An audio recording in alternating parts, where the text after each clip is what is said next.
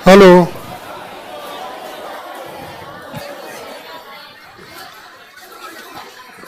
बैठ जाइए बैठ जाइए।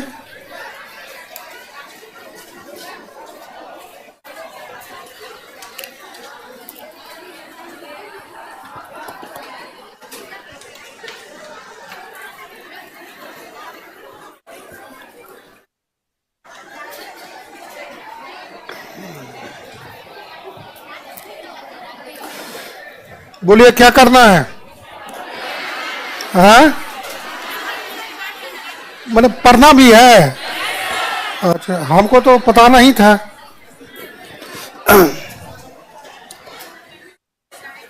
बोलिए आप लोग का पहले कोई सवाल मन में, किसी का कोई सवाल हो तो बोलिए खड़ा होके बोलिए। कोई सवाल नहीं?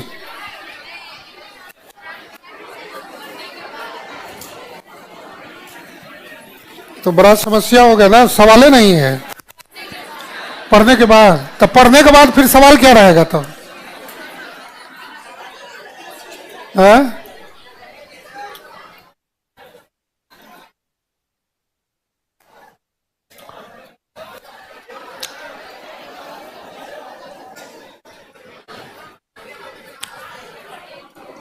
देखिए ध्यान दीजिए, सबसे पहले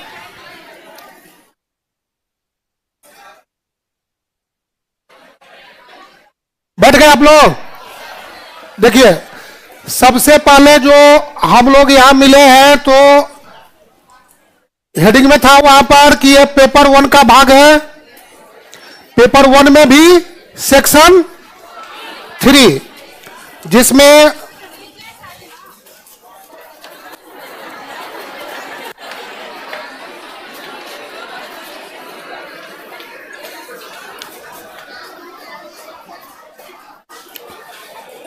रुक जाइए 2 मिनट रुक जाइए।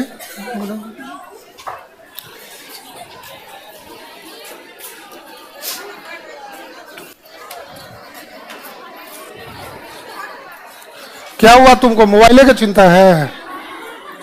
हाँ?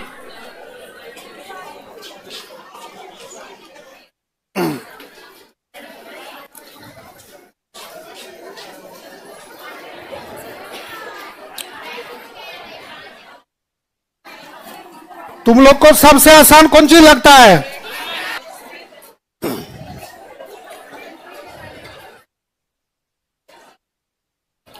शुरू किया जाए क्या? शुरू किया जाए, हो गया। तो देखिए सबसे पहले हम लोग को दिमाग में रखना है कि यह मुख्य परीक्षा के लिए सबसे इंपॉर्टेंट सेक्शन है। इसमें एक भी नंबर नहीं कट सकता है और 0 भी आ सकता है। इसलिए यह टॉपिक का नाम है हुआ हीरो 2 और 02 यह दिमाग में रखना है। तो इसका मेन फंडा क्या हुआ? इस टॉपिक को पढ़ने का मेन फंडा 0 से हीरो की ओर जाना है। तो उसके लिए क्या करना पड़ेगा? खाली कहने से हो जाएगा? तो पढ़ने के तरीका में थोड़ा सा हम लोग आज से बदलाव करेंगे। क्या बदलाव करेंगे? कैसा बदलाव?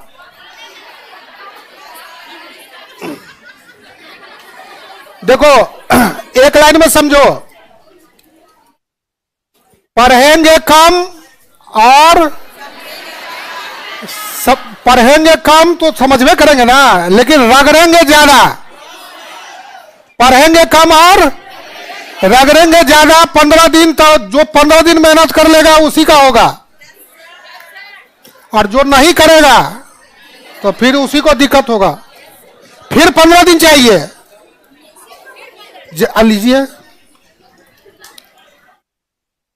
वो एक गाना है ना, किसी से तुम प्यार करो तो इजहार करो, देर हो गया तो जब फिर टाइम चाहिए ना, कि ऐसे तुरंत होगा रातों रात। तो बस तो तुम लोग समझदार हो, हमको तो समझदार बनना है।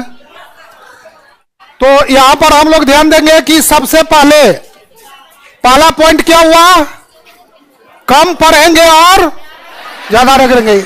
यह मुख्य परीक्षा का सूत्र भी है, यह मुख्य परीक्षा का सबसे पहला सूत्र यही है कि पढ़े कम और रगड़े ज्यादा, क्योंकि मुख्य परीक्षा में लिखना पड़ेगा। बात समझ में आ गया? 5, 6, 7 सेक्शन रहेगा ABCD करके। 60 से 62वीं में और 64वीं में 4-4 ABCD 4-4 दिया था, लेकिन अभी जनरली 6 दे रहा है, तो प्रत्येक क्वेश्चन हो गया 6 नंबर का। किसी किसी बार 7 भी दिया है, तो इस तरह से नंबर का उसमें डिस्ट्रीब्यूशन हो जाता है। लेकिन टोटल रहेगा एक क्वेश्चन 36 नंबर का, 2 क्वेश्चन 72 नंबर का। तो जिसमें हम लोग यहां पर सबसे पहले DI मतलब क्या हुआ? Data interpretation. डाटा इंटरप्रिटेशन क्या हुआ? ये तो DI डाटा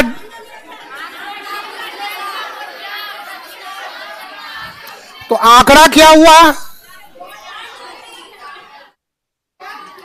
1 2 आंकड़ा हो गया। अच्छा, समझ में आ गया। देखिए ध्यान दीजिए, 1 2 आंकड़ा नहीं हुआ। सभी अंक आंकड़े नहीं होते, केवल वही अंक आंकड़े कहलाते हैं जिसमें कुछ विशेष गुण होता है। पहला पॉइंट क्लियर? सभी अंक आंकड़े नहीं होते, केवल वही अंक आंकड़े कहलाते हैं जिसमें कुछ विशेष गुण होता है। इस लाइन को पहले लॉजिक से समझिए।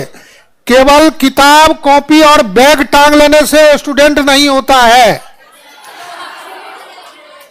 विद्यार्थी पंच लक्षणम बहुत प्राचीन काल से चला आ रहा है, तो उसी तरह से सभी अंक आंकड़े नहीं होते, केवल वही अंक आंकड़े कहलाते हैं जिसमें कुछ क्या होता है? विशेष गुण होता है। जैसे उदाहरण के लिए, अब मान लीजिए यहां पर 2, 5, 20, 50, 150, 200, ये क्या हुआ? कुछ नहीं हुआ। ये हुआ अंक हुआ। लेकिन जब इसमें गुण जुड़ जाएगा, कहेगा एक बल्लेबाज का 6 पारी में स्कोर, 6 इनिंग का स्कोर के बारे में इंफॉर्मेशन, तब ये डेटा हो गया कि प्रथम पाली में इतना, द्वितीय में इतना, तृतीय में, चतुर्थ, इस तरह से इनिंग पर बात हुआ। 5 मोहल्ले में घरों की संख्या, 5 बिल्डिंग में कमरों की संख्या, 5 बगीचे में पेड़ों की संख्या, 5 कक्षा में या 6 कक्षा में विद्यार्थियों की संख्या। इस तरह से जब उसमें गुण जुड़ेगा, उसको बोलते हैं स्पेशल टाइप ऑफ प्रॉपर्टी। जब गुण जुड़ेगा तब वो डेटा कहलाएगा। इसलिए सभी अंक आंकड़े नहीं होते, केवल वही अंक आंकड़े कहलाते हैं जिसमें कुछ विशेष गुण होता है। ठीक है। अब आंकड़ों का विश्लेषण, तो विश्लेषण को एक लाइन में समझिए। अभी तो पूरा लगन में खूब पार्टी उटी किया होगा, नहीं किया था? अच्छा, कोई बात नहीं। एक लाइन में पहले उसको समझिए।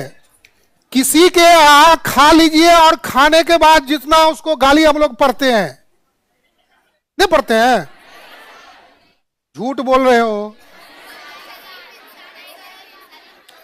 बोलता नहीं है चाउमीन बढ़िया नहीं बनाया, मटन में मिर्ची डाल दिया, तनी नमक, कैसे नहीं करती हो? झूठ बोलना अलग बात है, झूठ नहीं बोलता है। आंकड़े कभी झूठ नहीं बोलते, ये स्टैटिकल टर्म है, उसका दुरुपयोग किया जाता है। आंकड़े कभी झूठ नहीं बोलते, केवल उसका दुरुपयोग किया जाता है। अब जैसे मान लीजिए सपोज दैट कि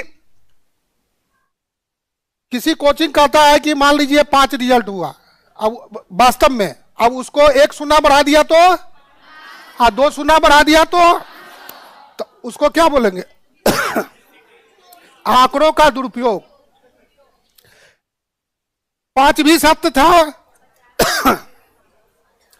5 भी सही है, 50 भी सही है, और तो फिर झूठा कौन हुआ?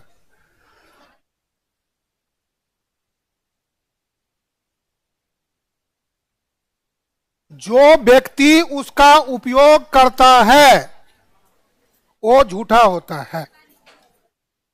इसलिए यहां पर ध्यान देंगे कि आंकड़े कभी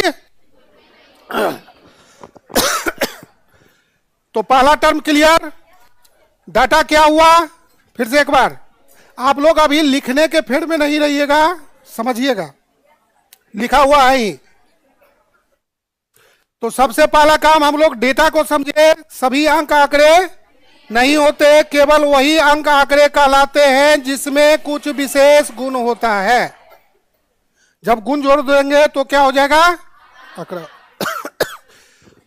आंकड़ों का विश्लेषण, तो आंकड़ों का विश्लेषण करने का मात्र 4 हथियार है। कौन कौन? Percentage, ratio, profit loss, average. इसमें जितना गाली हम लोग पढ़ेंगे चारे के थ्रू पढ़ेंगे, दूसरा और कोई रास्ता नहीं है। व्यवहार में दूसरा होता है, यहां पर केवल 4 ही रास्ते हैं जिसके थ्रू हम लोग इस चारों पर जितना कमांड करेंगे डीआई उतना जल्दी बनेगा। क्लियर? फिर से एक बार, आंकड़ों का विश्लेषण किसके आधार पर? परसेंटेज सबसे important, ratio, profit loss, average. ये 4 बहुत बड़ा हथियार है, इसी के थ्रू हम लोग आंकड़ों का विश्लेषण। तो इस चारों को क्या कहते हैं? इस चारों का कुछ नाम होगा ना। इसको हम लोग बोलते हैं लोअर विश्लेषण, सामान्य, इसलिए जीएस में पढ़ना है। लेकिन जब अधिक विश्लेषण करना चाहते हैं तो फिर उसमें जो लोग मान लीजिए इकोनॉमिक्स पढ़े होंगे, स्टैटिक्स पढ़े होंगे, मैथ पढ़े होंगे, तो फिर उसमें आ जाता है आपको मेजर्स ऑफ सेंट्रल टेंडेंसी का नाम सुना है? केंद्रीय प्रवृत्ति के माप, जिसमें मीन, मीडियन, मॉड। तो वो कौन चीज है? वो क्या है? एवरेज ही है। बात आया समझ में? मीन, मीडियन, मॉड को बहुत लोग से पूछिएगा तो स्टैटिक्स क्या है तो खाली कहेगा कि मीन, मीडियन, मॉड है। अब पूछ के देख लीजिएगा। लेकिन मीन, मीडियन, मॉड वास्तव में स्टैटिक्स नहीं है, वह क्या है? लोअर विश्लेषण का आधार है। एवरेज, एवरेज ही है, औसत। बात समझ में आ गया? लेकिन जब अधिक अध्ययन करेंगे तब फिर उसमें आ जाता है आपको डिस्पर्सन, जिसमें range, mean deviation, standard deviation, percentile, decile, quartile, pentile, ये सब सारा आ जाता है। Moment, skewness, kurtosis, correlation, regression. और अधिक चाहते हैं तो प्रोबेबिलिटी सेक्शन में चला जाता है। बिजनेस के लिए कोई सोचता है तो टाइम सीरीज और इंडेक्स, ये सब सारा विश्लेषण का ही आधार है। लेकिन हम लोगों को चूंकि जीएस का पार्ट है तो इसमें क्या करना है? कम ही पढ़ना है। बात समझ गए? तो इतना आप लोग पढ़ लेंगे कि एग्जाम में छूटेगा नहीं। बाकी सारा चीज का लेक्चर पहले पूछता था, मोमेंट, स्कूनेस, कोटोसिस, कोरिलेशन, उधर 45वीं, 46वीं, 44वीं सब देखिएगा तो पहले पूछता था। स्टैंडर्ड डेविएशन से कई बार पूछा है तो पहले, लेकिन इधर तो अब डीआई हो गया है तो उस सब सेक्शन में नहीं जाना है। तो डाटा इंटरप्रिटेशन क्या हुआ, अब समझ में आ गया? जब हम लोग आंकड़ों का विश्लेषण percentage, ratio, profit loss, average के आधार पर करते हैं, इसका प्रयोग निष्कर्ष निकालने के लिए किया जाता है। निष्कर्ष कुछ चाह रहे हैं तब वहां पर हम लोग इसका प्रयोग करते हैं। तो इसमें हम लोगों को पहला पढ़ना है टेबुलेशन, दूसरा पढ़ना है डायग्राम, तीसरा पढ़ना है ग्राफ। यानी फर्स्ट टॉपिक हम लोग का टेबल, डायग्राम, ग्राफ्स, सारणी, बार चार्ट, पाई चार्ट, रेखा चित्र।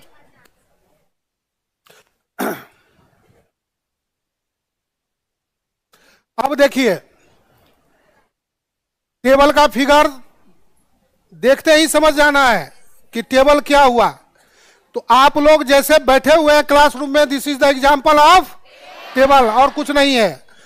The systematic arrangement of data in row, और आंकड़ों को पंक्तियों और स्तंभों में बांटने की क्रमबद्ध व्यवस्था को सारणियन कहते हैं। आंकड़ों को पंक्तियों और स्तंभों में बांटने की क्रमबद्ध व्यवस्था को सारणियन कहते हैं। The systematic arrangement of data in row और कॉलम। तो इस तरह से अब यहां छोटा दिए हैं, आगे चल करके देखेंगे। ऐसा रहेगा तो खट से पहचान लेंगे क्या है, बार चार्ट है। इसमें 4 को पढ़ेंगे हम लोग, कौन कौन? सिंपल बार डायग्राम, मल्टीपल बार डायग्राम, सब डिवाइडेड, परसेंटेज सब डिवाइडेड। फिर से एक बार, हिंदी में हो गया। सिंपल का नाम क्या हुआ? सरल धन चित्र। सरल धन चित्र क्या हुआ? जब आंकड़ों की एक विशेषताओं का प्रेजेंटेशन एक बार में किया जाएगा। 69वीं का लास्ट क्वेश्चन देखिएगा तो उसमें पूछा है, वो जो चित्र है वही आपको क्या हुआ, सिंपल बार डायग्राम 69 में, और भी कई बार आया है। तो बेहतरीन एग्जाम्पल हुआ अभी करंट से जोड़ करके। 69वीं का जो सबसे लास्ट क्वेश्चन है वो जो फिगर देख रहे हैं ऐसा ही रहेगा, सिंपल बार डायग्राम। यानी और व्यवहारिक सोचिएगा एक लाइन में, जैसे हम लोग को सिंपल मोबाइल सेट तो क्या है, नाम क्यों पड़ा? तो गुने के कारण ना पड़ा। एक बार में फोन आएगा या जाएगा, दूसरा कुछ उससे कर नहीं सकते हैं। दूसरा हुआ मल्टीपल बार डायग्राम, तो एक बार में कई गो ऑपरेशन को एक साथ अंजाम देंगे, इसीलिए उसका नाम पड़ा मल्टीपल बार डायग्राम। तो इसका क्या अर्थ हुआ यहां पर? तो जो मोबाइल यूज हम लोग कर रहे हैं, व्हाट्सएपो कर लेते हैं, फोटो भेज देते हैं, बातों कर लेते हैं। अब तुम लोग तो इसमें एक्सपर्ट हो, हम तो उतना ज्यादा नहीं जानते हैं।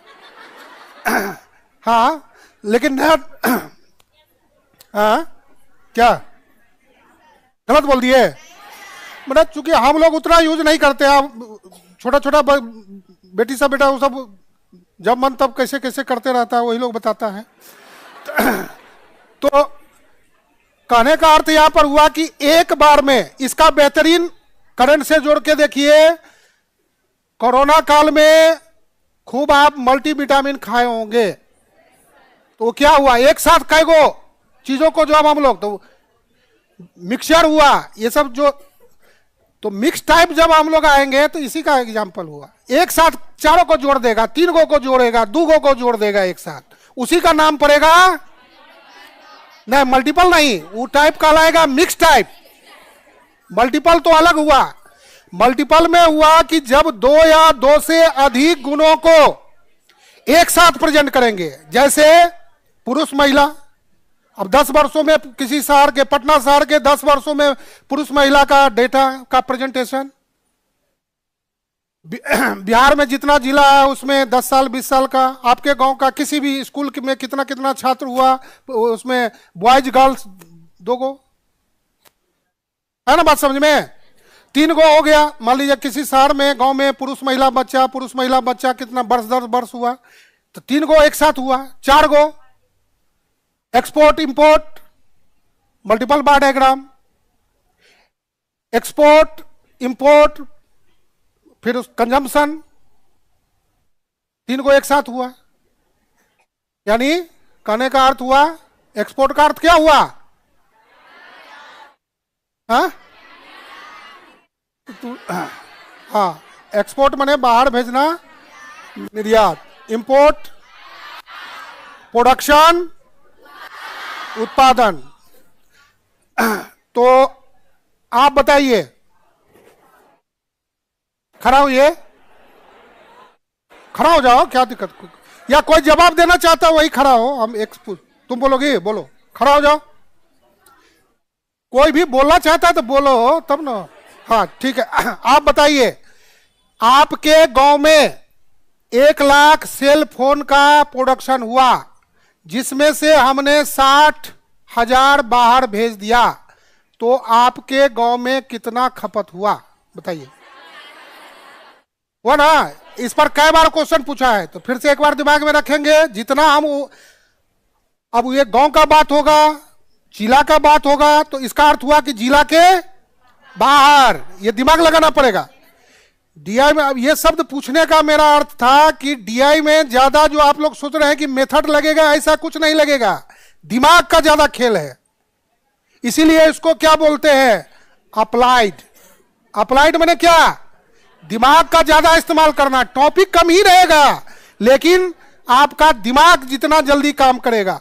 अब जिला में वो प्रोडक्शन हो रहा है, तो इसका अर्थ हुआ कि मेरा जो माल सप्लाई हो रहा है, आइटम सप्लाई हो रहा है, वो जिला के बाहर हो रहा है, और जो बच गया वो सारा का सारा जिला में खपत हो गया। अब बिहार में होगा तो स्टेट का बात होगा, तो हमने स्टेट के बाहर भेजा, और जो बच गया वो हमारे, अब भारत में प्रोडक्शन होगा तो भारत के बाहर भेजेंगे। बात समझ गए? तो इसका अर्थ यह हुआ कि आंकड़ों और प्रश्नों में छुपी हुई प्रवृत्ति होता है। बट आंकड़ों और प्रश्नों में छुपी हुई प्रवृत्ति होता है, हिडन ट्रेंड होता है, उसको समझना पड़ता है। आंकड़े बोलते नहीं है, आंकड़े बोल, जैसे सीसीटीवी आजकल तुम लोग भी ऑफिसर बनोगी, ट्रेनिंग मिलेगा। अभी देख लो जितना भी वर्तमान समय में अनुसंधान हो रहा है उसी में 80% लगभग केस को सॉल्व केवल फुटेज ही करता है। तो क्या फुटेज बोलता है?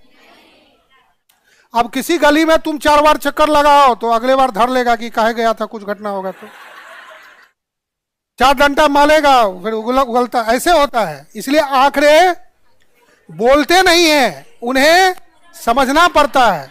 तो यहां पर भी वही बात है कि जितना जल्दी हम लोग दिमाग को घुमाएंगे उतना जल्दी क्वेश्चन को पकड़ेंगे, उतना जल्दी फिर लिखना शुरू करेंगे। तो बार डायग्राम में क्या क्या पढ़ना है, बात समझ में आ गया? पहला बात हम लोग किए सिंपल बार डायग्राम। जब आंकड़ों की एक विशेषता का प्रेजेंटेशन एक बार में करेंगे, दूसरा बार में दूसरे फिगर में दूसरा होगा, तीसरे में, ये नहीं कि अब एक में सब एक ही प्लेट पर सबको बैठाते जाएंगे बारी बारी से, ऐसा नहीं होगा। एक बार फिर खाली, फिर दूसरे के लिए अलग लगेगा, एक बार में एक ही बैठेगा। तो जब आंकड़ों की एक विशेषता का प्रेजेंटेशन एक बार में होगा तो ऐसे प्रेजेंटेशन को हम लोग क्या बोलेंगे? सिंपल बार डायग्राम। याद हो गया? जब 2 या 2 से अधिक विशेषताओं का एक साथ होगा तो उसको हम लोग क्या बोलेंगे? मल्टीपल बार डायग्राम। बहुगुणी या बहुशाला या बहुशालाखा डनचित्र। बहुगुणी नाम अलग अलग, हिंदी में अंग्रेजी में एक ही है, लेकिन हिंदी में नाम अलग अलग बदल के आया है, इसलिए बोल रहे हैं। फिर से एक बार समझिए, बहुगुणी, बहुगुणी, बहुशलाखा या बहुचित्र भी बोल देगा। अब ठीक है, इसको अच्छा से समझो। सबसे पहले हंसने की बात नहीं है, तुम लोग पढ़ा बहुत है, लेकिन व्यवहारिक नॉलेज, इसमें व्यवहारिक नॉलेज से ही क्वेश्चन। ये तुम लोग मत सोचना कि हम यहाँ नेता वाला भाषण करते हैं, हम नेता वाला कभी नहीं, टॉपिक पर बोलते हैं। अब देखो यहाँ शब्द आया ना बहु, तो अब बताइए बहु का अर्थ क्या होता है? बहू जी बोलिए। हाँ, तुम लोग कुछ नहीं जान रहा है, पहले बोलने दो, बोलो। आप बहू है ना, तो बोलिए क्या माने, आप क्या, हंसने की बात नहीं है, समझिए। फिर देखो अच्छा बैठ जाओ, ठीक है बैठो। देखो समझिए बात को। बहू का अर्थ होता है ऐसी शख्स है, तुम लोग को व्यवहारिक कुछ नॉलेज नहीं है, दादी इस सब से पूछेगी तो बता सकती है, बनता नया जनरेशन सब गड़बड़ा गया है। बहू का अर्थ होता है ऐसी शख्स, ऐसी पर्सनैलिटी जिसके पास ढेर सारे गुणों का खजाना हो, उसको बहू कहते हैं। समझ गया?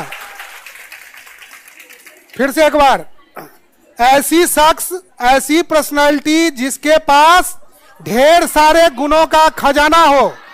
इसीलिए पहले के हिसाब से मेरी शुरू में, बाद में तो झगड़ा होता है अलग बात है, लेकिन शुरू में देखता है ना, मेरी बहू ये है, वो है, ये बनाती है, फलना चिल्ला, ठीक है। अब समय बदला तो अब बोलता है कि मेरी बेटी एमए पढ़ी है, बीए पढ़ी है, टेक्नोलॉजी में है, जॉब में है। समय के साथ बदलता गया, लेकिन आज से 10-15 साल 20 साल पहले तो देखिएगा, जैसे समझदार होता था तो सिलाई कटाई, हाथ का डिजाइन घर में होगा, ऐसा नहीं है कि हाँ, तो उस पर लोग तब वही जाके वहां दिखाती थी, अरे हमारे बहू के पास ऐसा ऐसा गुणों का खजाना है, उसको देखने के लिए लोग जाता था। तो यहां पर भी कुछ दूसरा चीज नहीं है, मल्टीपल बार डायग्राम। जब 2 या 2 से अधिक गुणों को एक साथ प्रेजेंट करेंगे, आप इसको देख रहे हैं ना, आजकल कई गो हवा से हवा में कई तरह से एक साथ, साइंस टेक में भी है ना, एक साथ कई गो ऑपरेशन को अंजाम देते हैं, जिसको मल्टी ऑर्गन फेल भी बोलते हैं, मल्टी ऑपरेशन एक साथ किया, देखते हैं बहुत जगह आता है। तो यही चीज है और कौन चीज है। तो शब्द को पहले समझिए क्या है, टॉपिक को तो क्लियर करेंगे ही करेंगे, लेकिन पहले उस शब्द को समझ जाइएगा तो आपका 50% काम आसान हो जाएगा। तो शब्द समझ में आ गया, मल्टीपल क्या हुआ, आप तो नहीं ना बोलोगी ठीक। तो इसमें पहला क्या हुआ, सिंपल बार डायग्राम, दूसरा हो गया मल्टीपल बार डायग्राम। अब इसमें मल्टीपल में और इसमें जो सबसे इंपॉर्टेंट अंतर है इतना ही जरा सा है। जैसे मल्टीपल में मान लीजिए सपोज दैट 10, 5, 2 है। अब इस तीनों को जब एक साथ जोड़ करके दिखा देंगे, ये 10 हो गया, मान लीजिए थोड़ा ज्यादा हो गया, 5 हो गया, इसको कर दीजिए थोड़ा सा ज्यादा, 15 हो गया। इस तरह से जब दिखा देंगे तो इसी का नाम पड़ गया सब डिवाइडेड। आधुनिक सब मीन्स क्या हुआ, टोटल, उसका बंटवारा हिस्सेदारी के आधार पर। आधुनिक युग में जितने भी जगह बचाने का कार्यक्रम है सब इसी सिद्धांत से चलता है। उदाहरण के लिए डबल डेकर पुल का निर्माण हुआ है तो खुशी से हुआ है, इसी सिद्धांत के कारण हुआ है। बहुत लोग बोलता है ना डबल डेकर पटना में पुल बने, तो यहां पुल खुशी से नहीं बना है, जगह बचाने के कारण बना है। खाना हम लोग खाते हैं ना टिफिन में, 4 गो को खोल दीजिए कितना जगह लगेगा। This is the example of tabulation, इसमें ज्यादा जगह लगेगा, लेकिन उसी चारों को एक साथ जोड़ दिया जाए तो कितना में हो जाता है। तो बस एक लाइन को अभी समझिए। तो जब जहां जगह बचाना होता है वहां पर हम लोग सब डिवाइडेड या परसेंटेज सब डिवाइडेड का प्रयोग करते हैं। एक ही चीज है, देख रहे ना, इतना मल्टीपल में आगे चल के ज्यादा जगह लेगा, तो हमको जगह बचाना है तो क्या, इसलिए डबल डेकर, कुछ दिन में देखिएगा लोग अब डबल डेकर कार खरीदेगा, जाना है तो तुम भी सवार हो जाओ हम भी चलते हैं, पेट्रोल बचेगा। समझ गए, बहुत चीज में ऐसा होगा। बहुत महानगर सब में डबल डेकर बस बहुत पहले से चल रहा है। अपार्टमेंट का जो कंसेप्ट देख रहे हैं तो इसी सिद्धांत से आया है, ऐसा नहीं कोई बाहरी चीज है। समझ में आया टॉपिक क्या हुआ। तो जब हम लोग जगह बचाने का सोचते हैं उसी समय इसका टेक्निक का इस्तेमाल होता है। क्लियर। तो सब मीन्स क्या हुआ, टोटल, उसका बंटवारा हिस्सेदारी के आधार पर, और परसेंटेज में इसी को, जैसे 30 हो गया तो 15/30 इंटू 100 कितना हुआ, 50%। 5/30 गुने 100 कितना हुआ, 16.67। 10/30 गुने 100 कितना हुआ, 33.33%। अब तीनों को जोड़ेंगे तो 100 है ना होगा। तो इसी वैल्यू को जब टोटल के रिस्पेक्ट में, इस टेक्निक का प्रयोग पाई चार्ट में पूरा इसी टेक्निक से है, इसलिए यहां पर भी चर्चा की है कि पाई चार्ट में परसेंटेज में बदलना पड़ेगा ज्यादा। कोई चीज परसेंटेज में बदला हुआ है तो इसी सिद्धांत से बदला हुआ है। यानी परसेंटेज जब भी होता है तो क्या होता है, उसमें टोटल की भूमिका बहुत महत्वपूर्ण होती है, बिना टोटल का परसेंटेज हो नहीं सकता है। तो इसी को जब बांट देते हैं तब जाकर के हम लोगों का ये हो गया। सब डिवाइडेड में अलग अलग होगा, ऊंचा नीचा कम ज्यादा, क्योंकि इसमें टोटल का ख्याल रखा जाता है। लेकिन परसेंटेज सब डिवाइडेड जब आएंगे हम लोग तो इसमें कितनों रहेगा, 3 गो 4 गो जितना भी रहेगा सब वह 100% के अंदर ही समेटा हुआ रहेगा। इस तरह से सबका ऊंचाई समान, एक लाइन में समझना है। जितना भी प्राइवेट मोहल्ला हुआ सब, this is the example of सब डिवाइडेड बाय डायग्राम। किसी का 1 मंजिला 2 मंजिला 4 मंजिला देख रहे हैं, ज्यादा कम। लेकिन सरकारी मोहल्ला जितना भी चले जाइए तो आपको उसमें दिख जाएगा कि सबका छतों रहेगा तो एक डिजाइन का रहेगा। अभी तत्काल समझने, हाँ अब ठीक है, अब तुम लोग ज्यादा ध्यान रखते हो। तो मेरा जो समझने का जो एक लाइन का जो था वहां से हम लिए, जो बात खत्म। अब आज आगे आ जाएंगे तो सबसे इंपोर्टेंट पाई चार्ट जो है सो हर बार पूछता है। पाई चार्ट क्या हुआ, हर बार पूछता है। पिछले बार 2 क्वेश्चन ही पाई चार्ट पूछ लिया था। तो ऐसा आकृति को देखेंगे तो खट से पहचान लेंगे कि क्या है, पाई चार्ट, यानी एक सर्किल के अंदर का सेक्शन होता है, सब सेक्शन एक प्रकार से, या इसको हम लोग क्या बोल सकते हैं? अब ये बोले हैं, ठीक है, हाँ, बहुचित्र भी बोल सकते हैं, क्योंकि जितना सेक्शन है सबका अलग अलग होता है, इसमें दिमाग लगाना है खाली। यदि एक ही दो टॉपिक पर यदि आपको पकड़ बन जाए, दिमाग जरा लगाइएगा तो सारे सेक्शन को सॉल्व कर लीजिएगा, ये हम कहना चल रहे हैं। तो एक उसी टोटल का ही ना, अब बोलिएगा कि अब ये और ये और ये कब इस्तेमाल होता है, उस पर भी इंपोर्टेंट चर्चा होगा अभी, तो उस पर आ रहे हैं। तो बात समझ गए? ऐसा आकृति खर्च से देखेंगे तो समझ जाएंगे कि पाई चार्ट इसमें कम से कम 3, 4, 5, 6, 8 भाग रहेगा, ठीक है। ग्राफ में इस तरह का ऐसा देखेंगे, क्रॉस भी करेगा, ऐसा नहीं है कि क्रॉस नहीं करेगा, क्रॉस भी कर सकता है। तो ऐसा जो फिगर रहेगा उसको हम लोग, अब इतना चीज हुआ तो कब किसका इस्तेमाल होता है? जब एक ही चीज है तो फिर इस्तेमाल क्या हुआ? तो याद रखना है, जो बात टेबुलेशन में है वही बात डायग्राम में है, वही बात ग्राफ में है। फर्क तीनों में इतना है कि जब 100% एक्यूरेट साइंटिफिक सोचना है तब टेबुलेशन काम आता है।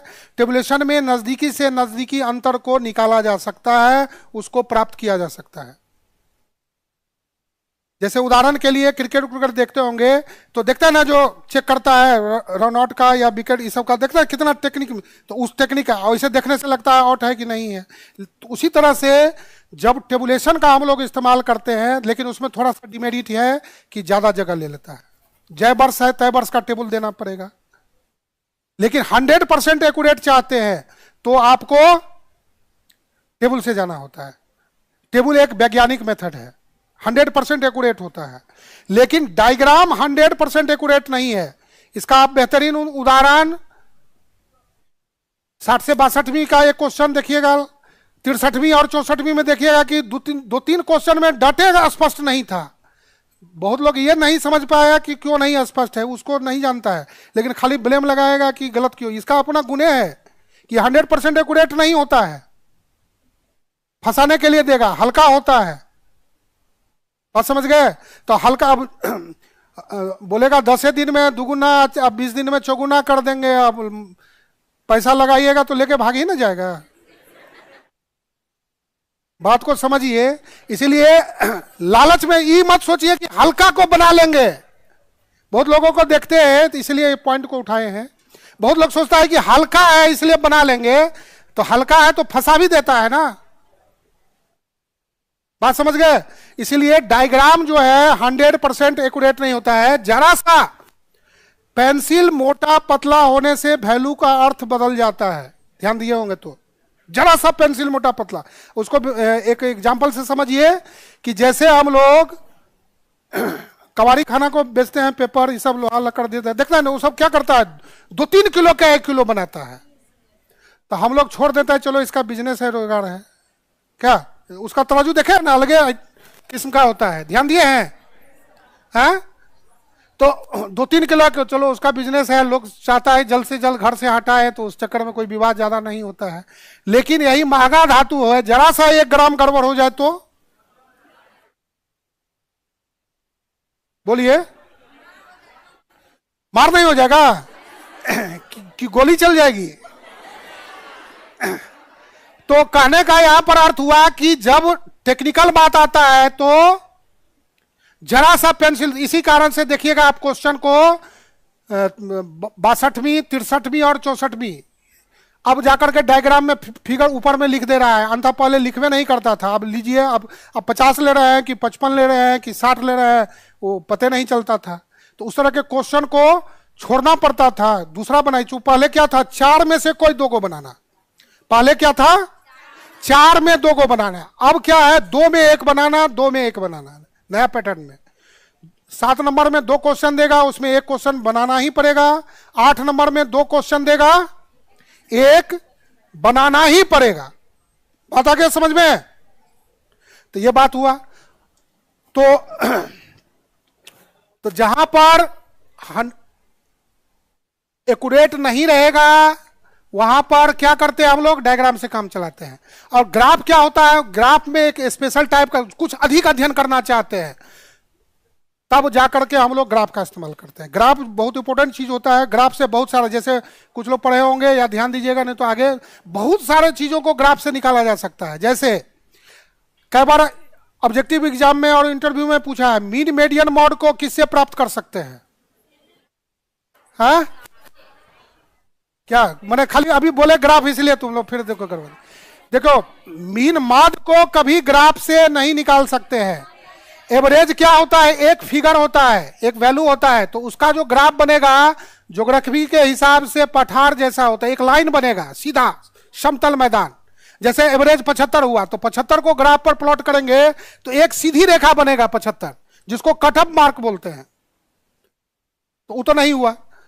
लेकिन मीडियन ग्राफ से निकलता है, ओजाइव से निकलता है।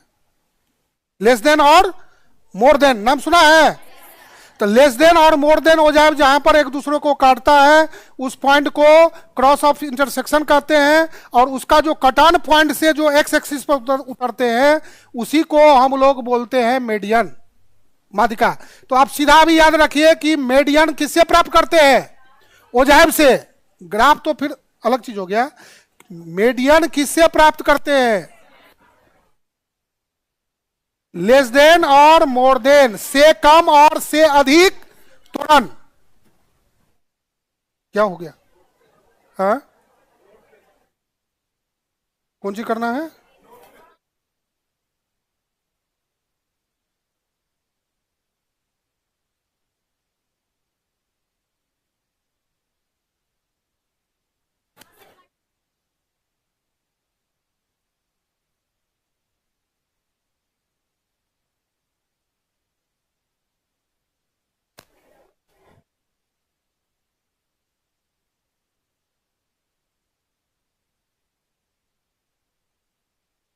वही से करिए ना कोई।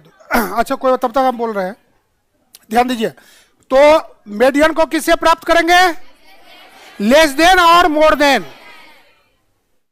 फिर उसमें याद रखेंगे कि लेस देन से भी निकाल सकते हैं, मोर देन से भी निकाल सकते हैं, और दोनों को जब एक साथ कर देंगे तो भी निकलता है। 3 तरीका से। मॉड किससे प्राप्त करते हैं? मॉड बहुलक,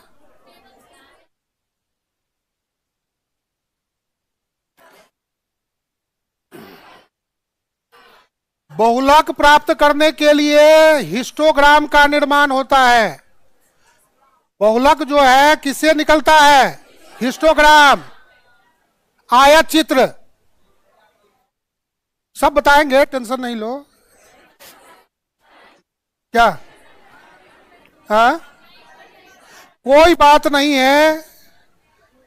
पढ़े नहीं पढ़, अच्छा नहीं पढ़ाना रहता तो बोलते क्या?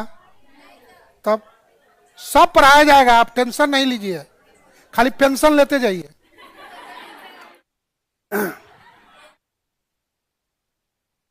हाँ कोई दिक्कत नहीं है, तो लेक्चर चल रहा है, कोई दिक्कत है। अब पहला दिन है, पहले लेक्चर है ना, ये तो हो ही जाना है। अब लग रहा है ना कि हो जाएगा, तो बस हो गया। तो अब यहां पर फिर से एक बार समझिए, माध्य को ग्राफ से प्राप्त नहीं किया जा सकता है। Clear point? दूसरा पॉइंट, माध्यिका को ग्राफ से प्राप्त किया जा सकता है। किससे? लेस देन, मोर देन, दोनों से। लेस देन से भी, मोर देन से भी, दोनों से भी। बहुलक को किससे प्राप्त किया जा सकता है?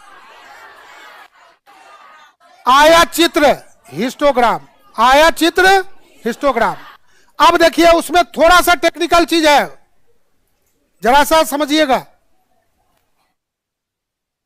औसत एक लाइन में, औसत चैप्टर बोले ना, औसत का केवल हम लोग को डीआई में इतना ही काम है, दिए गए वर्षों में सभी को जोड़ के और वर्षों की संख्या से भाग दे देंगे, औसत निकलते जाएगा फटाफट। औसत चैप्टर तो बहुत बड़ा है जनरल मैथ, लेकिन हम लोगों को ज्यादा इतना ही काम है। 10 वर्ष है, 10 वर्ष के वैल्यू को जोड़ देंगे और 10 से भाग। 5 वर्ष है, 5 को जोड़ देंगे, 5 से भाग। 20 वर्ष है, 20 को जोड़ देंगे, 20 से भाग। इतना काम करना है। अब इसमें खाली गलती किसमें होता है, रो कैगो है और कॉलम कैगो है। अब जैसे कहने का मतलब है वर्ष इधर लिखा हुआ है तो व्याख्या उधर मिलेगा। बात समझ गए ना। और इधर है तो इधर कैगो, रो और कॉलम का यह अर्थ हुआ कि कैगो रो है और कैगो कॉलम है, उसी में गलती होता है, उसी को ध्यान। वो जब टेबुलेशन पढ़ेंगे तो वहां पर सारा क्लियर हो जाएगा। अब तो क्लियर हो गया ना। औसत क्या हुआ, तो औसत का प्रयोग हम लोग कब करते हैं,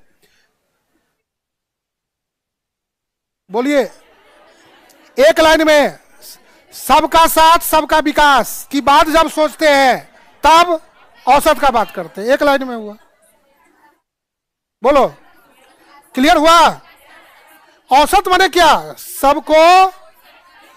सबको जोड़ते हैं ना उसमें। औसत देखिए, आप लोग को लग रहा होगा कि भाषण चल रहा है, सारा चीज हम खेल खेल में पहले सूचित कर रहे हैं, फिर टॉपिक में आएंगे। एक ही चीज को जब सबको जोड़े, 10 वर्ष था, 10 को जोड़े, 10 से भाग किए, तो सबको उसमें साथ लिए ना, तब एक लाइन में समझिए सबका साथ सबका विकास। तो जब सबको साथ लेके चल रहा है तब औसत का ही इस्तेमाल होता है। दूसरा, अच्छा कोई बात नहीं, उधर छोड़ो ना। औसत का क्या क्या प्रयोग हम लोग कर सकते हैं दैनिक जीवन में,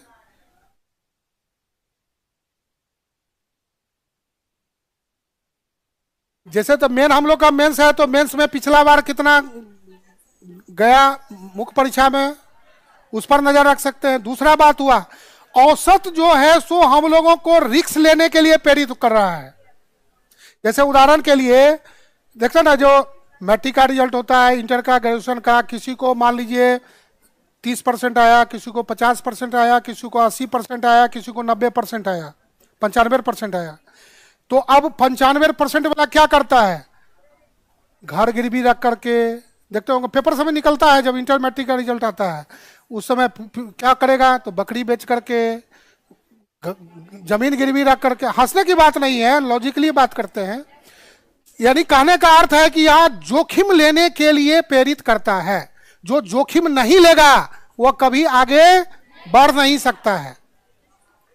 अब जिसको 40% आया, अब वो क्या करेगा, जोखिम लेगा अभी तो भी गया, क्योंकि उसको 40 ना आया है। अब निश्चित तो अब जो हो बचल है वो चला जाएगा, क्योंकि जोखिम है ना। इसीलिए ये एवरेज जो है जोखिम लेने के लिए भी प्रेरित करता है। बहुत सारा इतिहास गवाह है, पढ़े होंगे बहुत सारा, या खोजिएगा कि गिरवी रख करके बाद में जाकर के गांव का गांव खरीद लिया है, गांव को गांव बसा दिया है। ऐसा नहीं है, जोखिम जिंदगी का अहम हिस्सा है। बिना जोखिम का कुछ हो नहीं सकता है। अब देखते हैं ना, अब क्रिकेट मैच देखते होंगे, हाई स्कोरिंग मैच में देखते हैं ना, जो मारना शुरू करता है तो 400 को भी चेस कर लेता है, और कभी होता है 50 से 100 पर सब ढनमना जाता है। तो मारेगा तो आउट होगा ही होगा, चल गया तो तोड़ ताड़ दिया, नहीं गया तो सब फुस हो गया। तो जोखिम लेना पड़ता है ना। अब कहेगा कि ओ इंतजार करेंगे, तो ऐसे नहीं होता है। जोखिम जिंदगी का अहम हिस्सा है। कोई भी व्यक्ति जो अब अभी आप तैयारी करना, अभी अब 8 घंटा 10 घंटा 12 घंटा पर जान को जोखिम आप लगाइएगा, तब रिजल्ट मिलेगा। ऐसे थोड़ी है कि सो भी लें, होटल में भी खा लें, पढ़ाई भी कर लें, तो ऐसा कैसे होगा, बोलिए कि होगा।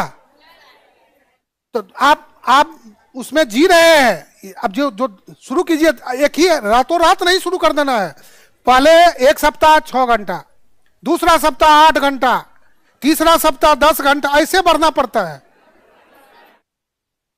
हाँ, तो अब अब पता चला कि देखता नहीं, अब दौड़ना शुरू करेगा, आज दौड़ो तो कल पैर उठवे नहीं करेगा। तो एक ही दिन में थोड़ी होगा, थोड़ा थोड़ा, पहले 6 घंटा, फिर 8 घंटा, फिर इस तरह से 1 महीना जाते जाते फिर 10 12 14 इस तरह से बढ़ना पड़ेगा। एक ही दिन में आप सोच लीजिएगा कल बीमार तो गया काम से। तो टेक्निक को बदलना पड़ेगा। तो ये हमको क्या सिखाता है, एवरेज ही तो सिखाता है। तो एवरेज समझ में आ गया। मीडियन का प्रयोग कहां करते हैं, जब हमको बीच में रहना है। मीडियन माने क्या हुआ, मध्य का, बीच का। तो जब हमको बीच का सोचना है तब क्या करना है, मीडियन का। यानी मीडियन किसी श्रेणी को दो बराबर भागों में बांटता है, एक भाग के समस्त मूल्य मीडियन से कम होता है, लेस होता है, और एक भाग मीडियन से अधिक होता है। यही कारण है कि अपराधी प्रवृत्ति के व्यक्ति एक जगह नहीं रहता है, जैसे ही उसका पोजीशन लोकेट होगा मारा जाएगा। जो बोले बात समझ में आया? क्योंकि पोजीशन जैसे पकड़, इसलिए मीडियन में पोजीशन का ख्याल रखना। जैसे अब बीच में ये है तो इसको उलट भी दे पुलट भी दे तो बीच में यही ना रहेगा, तो ये मीडियन उंगली हुआ। लेकिन वास्तव में तो ये लंबाई के हिसाब से नहीं, उसमें ध्यान रखना पड़ता है असेंडिंग ऑर्डर और डिसेंडिंग ऑर्डर। जब आंकड़े को बढ़ते क्रम में या घटते क्रम में सजा देंगे, सजाने के बाद जो बीच में आएगा वो मीडियन होगा। क्लियर? आंकड़े को जैसे 1 2 3 4 5 तब बढ़ते क्रम में ऑटोमेटिक है तो उसको कुछ करना नहीं है, 3 हो गया। तो मीडियन के लिए एकदम सूत्र रखिए दिमाग में कि कभी भुलाएगा नहीं। जैसे हम लोग पार्टी फंक्शन में जाना चाहते हैं तो क्या करते हैं, सजते समझते हैं ना, तो बस एक लाइन याद रखिए, पार्टी के लिए सजना संवरना और मीडियन के लिए सजाना, बस हो गया, बात खत्म। कभी भुलाएगा नहीं। मीडियन जैसे ही नाम आए दिमाग में खट से, उसके लिए सजाना आवश्यक है। जब तक सजाएंगे नहीं तब तक गलत हो जाएगा, आगे पीछे रहेगा, तो बीच में किसी को बैठा देंगे। इसलिए देखते हैं ना, बहुत सारे फिल्म में दिखाता है ना कि शादी वक्त में बैठा दूसरा को बैठा करके दूसरे से शादी हो गया। क्या तो पोजीशने का ना बात है, बहुत सारे में फिल्मों में चित्रांकन हुआ है। तो पोजीशन गड़बड़ाया तो गए काम से। क्या तुम लोग को भी डर लग रहा है? क्या ठीक है, समझ गए बात? तो डरना नहीं है इसमें, एक लाइन में क्लियर हो गया बात।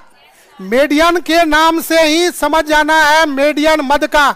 अब याद रखिए डीआई में भी कहीं आ जाए क्वेश्चन, ये बोल रहे हैं तो बोल दिए तो आता ही है। बहुत सारे क्वेश्चन देखिएगा कि लेक्चर से ही पकड़ा जाता है।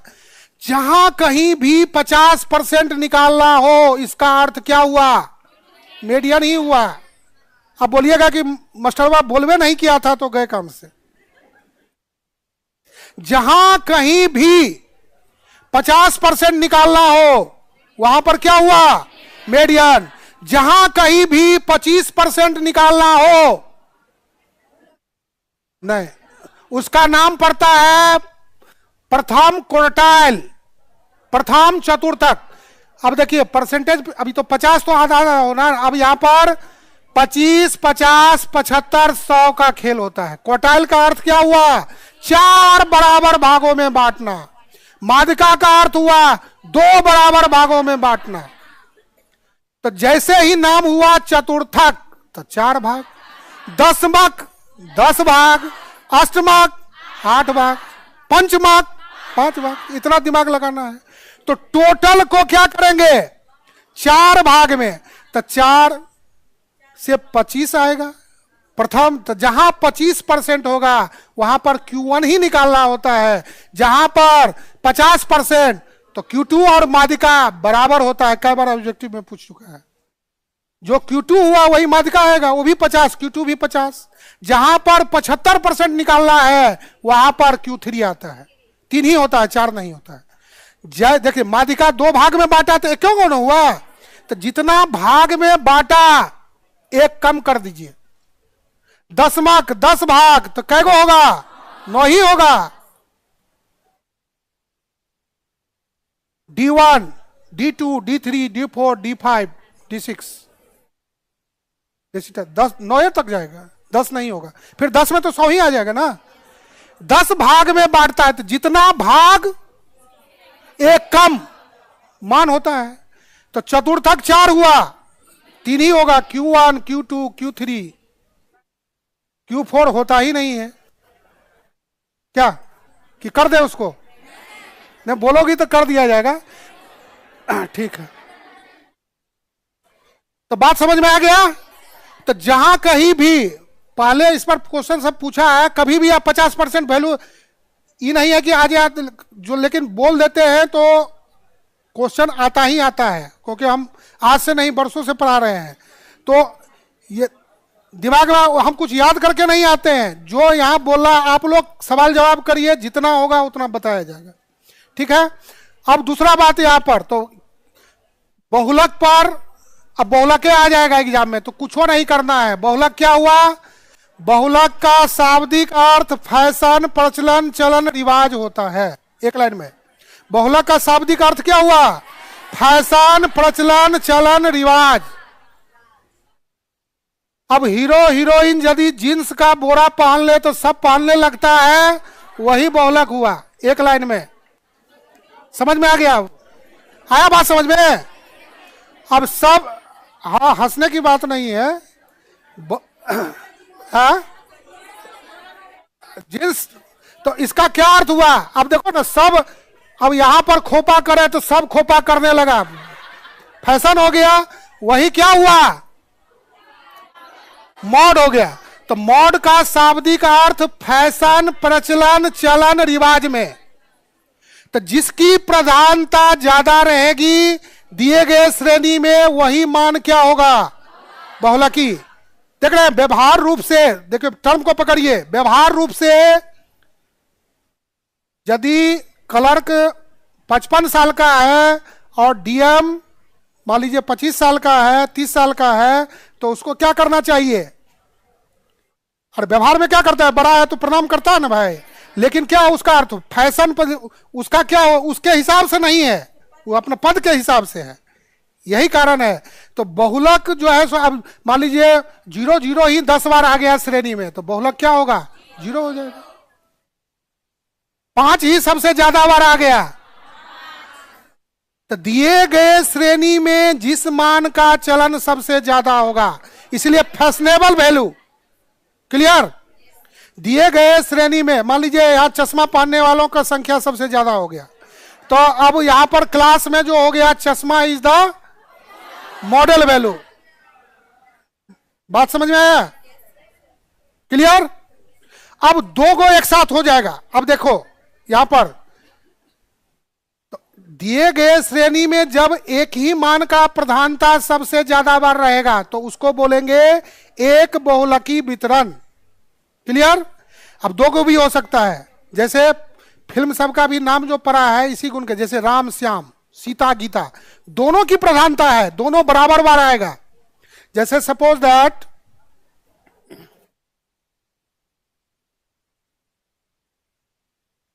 3, 5, 7, 9, 11। अब देखिए यहां पर 3, 5, 7, 9, 11, पांचों को जोड़ देंगे, 5 से भाग कर देंगे तो एवरेज हो गया। तो एवरेज में हम लोग x1 प्लस x2, दो गो रहेगा, x1 plus x2 plus x3, x1 plus x2 plus x3, x4, अब 4 हो जाएगा। अब डैश डैश की बातें डैश डैश में हुआ करेगी। अब सोच को बढ़ाना है खाली। अब 10 गो है तो 10 से भाग, 20 गो है तो 20 को भाग। तो अब ये x हुआ क्या?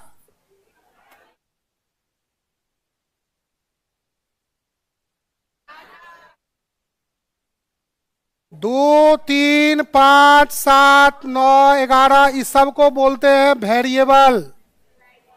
वेरिएबल चर, समझिए चर। पैसों पैसों, बहुत पुरान मुहावरा है कि पैसों पैसों जमा कियो और एक के दिन में पैसों सब लेके उड़ गए।